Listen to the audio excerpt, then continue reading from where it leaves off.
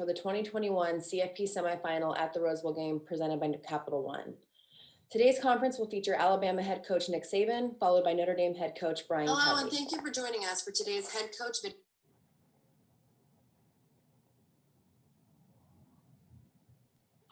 We'll start with an opening statement from Coach Sabin, and we'll then open up the floor for questions. Coach Sabin, go ahead.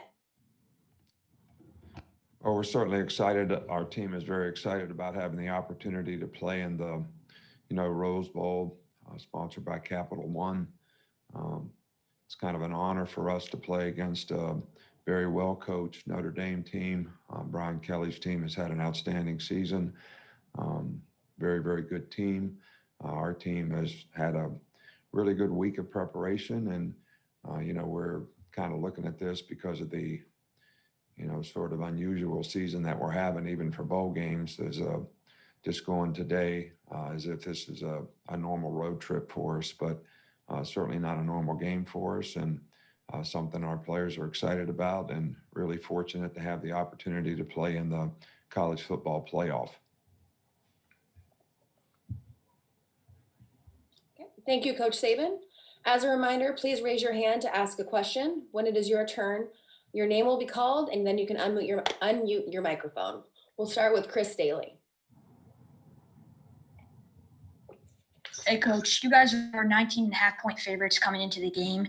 Do you worry about your players reading this and taking Notre Dame too lightly, and how do you prevent this as a coach? Well, I think that we're always concerned. I always tell our players that, they really shouldn't listen to what people say externally, and really stay focused on what you have to do internally to be able to play your best football. I think, this program is built on, players being accountable to do their job at a high level and to be accountable to each other. And really what other people think and say really doesn't have anything to do with, the outcome of the game. So we want to stay focused on, the things that we have to do to get the proper outcome, for our team, with great respect for the team that we have to play, and know that we're going to have to stay focused, one play at a time, and do a great job of executing to be able to have success anytime you play against a really good team. So, we try to keep our players from all external sort of, factors out there that really don't have any significance on the outcome of the game. Our next question will come from Ron Wallace. Good morning, Coach. Ron Wallace with Ball and Down South Sports Network. First of all, I ask my question. How are you doing this morning, Coach? I'm doing great. How are you? Pretty good, Coach. Going over the season, you guys are 11-0 overall, 10-0 in the conference, on 11-game winning streak. Your lowest game, and I would say your closest game this year, was against Missouri, which was the first game of the season, 38-19 win. After that, you guys scored over 40 points or more in all your rest of your games.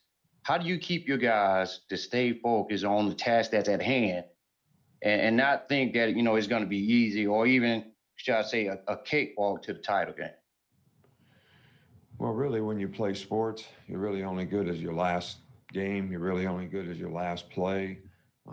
So, we try to keep our players looking forward at the next challenge, understand what they have to do to prepare to be able to execute and play well, create value for themselves.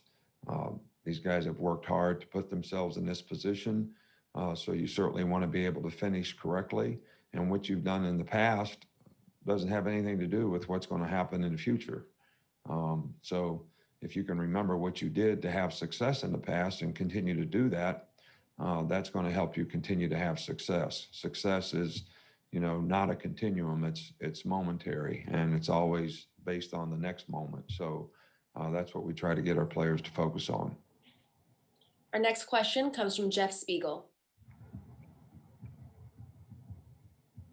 Good morning, Nick. Morning. I've heard former players say that you're really good at giving pregame speeches. Are those crafted, mentally a couple of days beforehand, or is that a spontaneous thing? And is a playoff pregame speech, does that carry maybe a little more intensity than one in the regular season? Well, you know, every game is important. Every game is important to be able to get to this point. This is the next game. It's the most important game because it is the next game.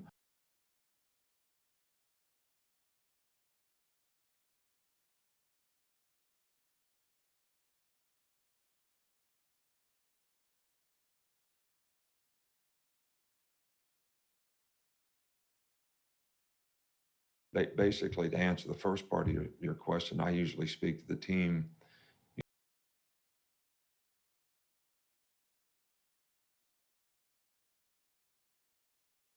really a small summarization of, you know, the points that we try to make in terms of what's important for us to be successful in this particular game, whether it's mindset or what we need to do to execute or critical points that'll, you know, affect the outcome of the game. So I guess I do that a day in advance, and I prepare it a day in advance.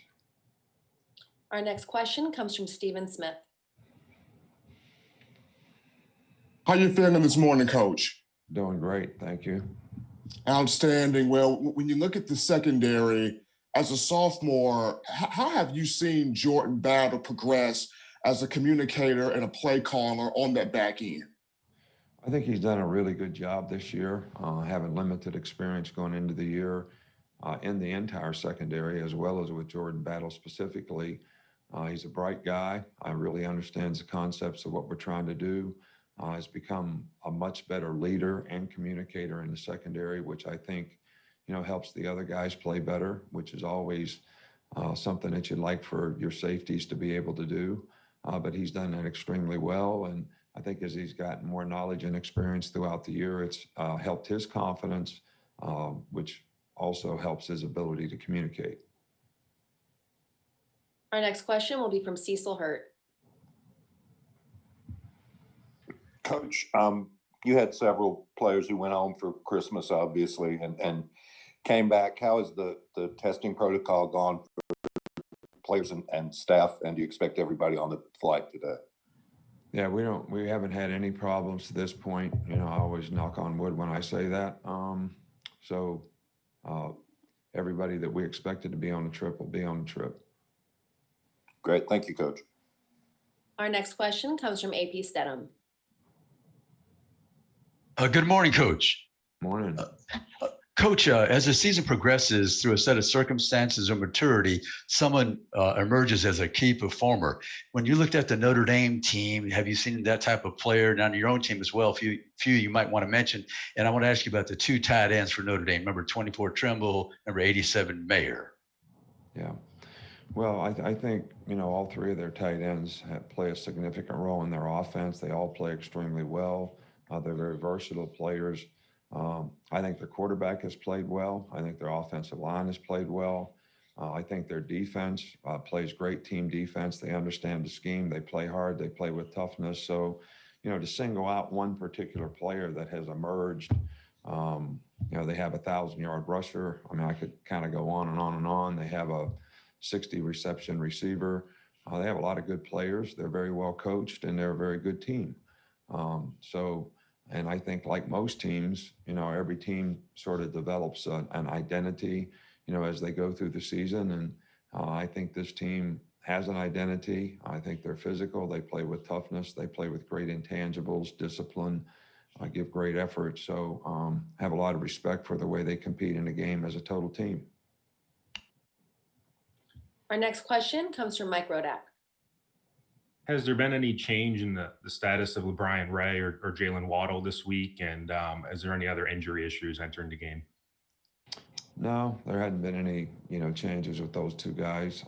And, you know, we always have guys that are, you know, a little nicked up that we kind of make a decision in pregame warm-up if they'll be able to go or not. But we're hopeful that all those guys will be fine. Our next question comes from Aaron Suttles. You helped start Lance Taylor's coaching career. I wonder, back in 2007, when he was interviewing for that graduate assistant job, what you saw in him that gave him that opportunity. Yeah, Lance Taylor is a great coach, fine young man. Obviously, you know, was a contributor here at Alabama as a player, and Certainly would have loved to have him be a part of our staff. You know, things just didn't work out the right way at the right time for him or for us. And he's done an outstanding job with the players that he's responsible for at Notre Dame.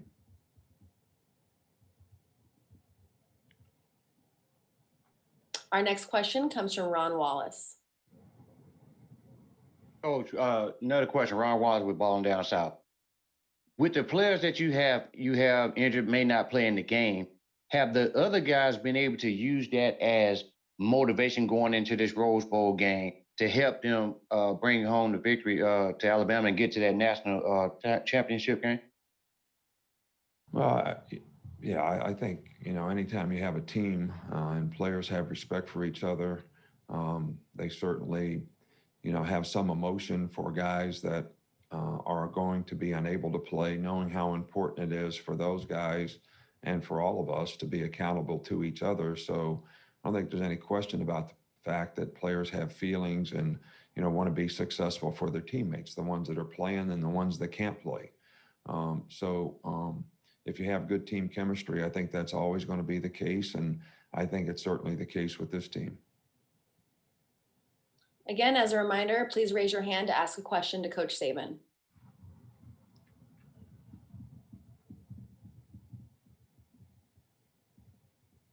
Do we have any addition? Oh, we have one more question. We have a question from AP Stedham. Hey, Coach, I just wanted to ask you, your kicking game has been very solid this year from Will Riker. Have you made a decision on the punter for this game? Is that a game time decision or is that something you're still considering? No, we like where we are. It's, you know, the consistency and direction where we kick the ball. You know, sometimes it's not as far as we'd like to be, but the hang time is good. We've been able to cover the kicks, so there's no changes going to be made in the punting.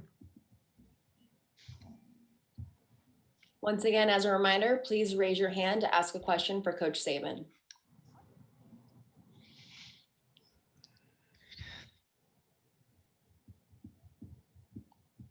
We don't have any more questions. I will conclude today's press conference with Coach Sabin. Thank you for your time, Coach. We appreciate it. All right. Thank you. Appreciate it.